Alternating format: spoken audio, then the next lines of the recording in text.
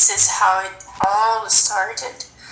I'm going to be a little bit fast because I don't have enough time, so I'm going to go through the slides and I can go back when this session takes place live, okay? So these are the suggested paths to get started with the research.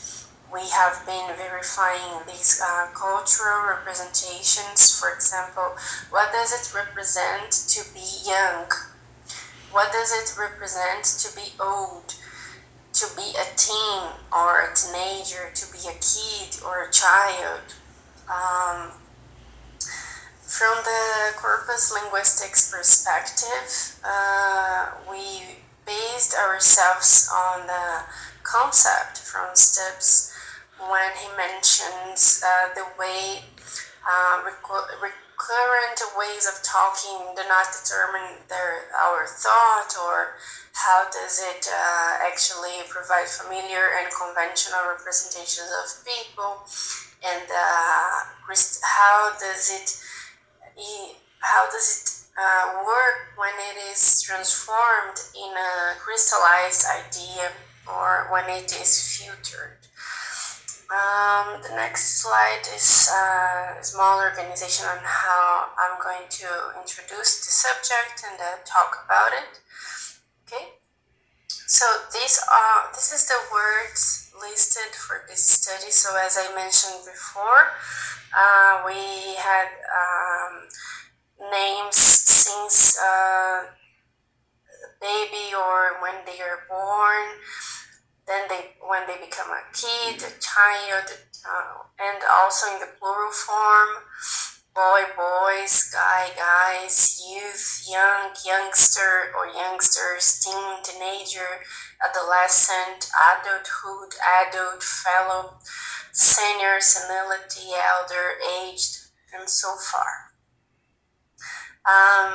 This is the method that we use to get started with the study. So I listed words which were classified into verbs, nouns, and adjectives. The total counts were listed from Google Books and they were normed. An analysis of variance has been applied, and lexical dimensions in this case were interpreted. These were my research questions throughout the study. I'm going to talk about it in the day of my presentation. This is the theoretical reference that I used, the main one. I based myself on this main thought on semantic field, on fields that are determined by a subject matter, and the cycle of it, and the common semantic property applied and used also in my study. This next slide shows a sample of the data collection, okay, how it was organized in the beginning and the total counts. I will also be talking about my face-to-face, online live presentation about the factor relevances, the strongest word for each factor, and how cluster analysis was applied.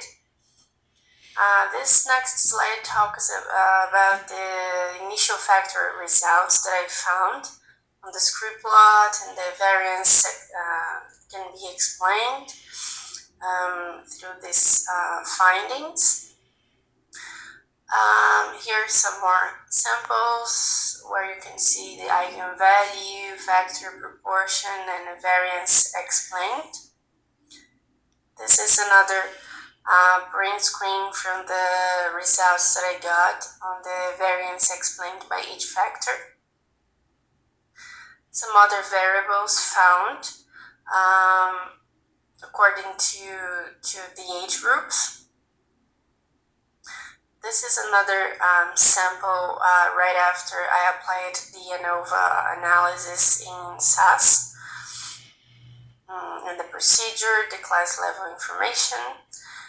So factor 1 in this research was named as friendship and relationships.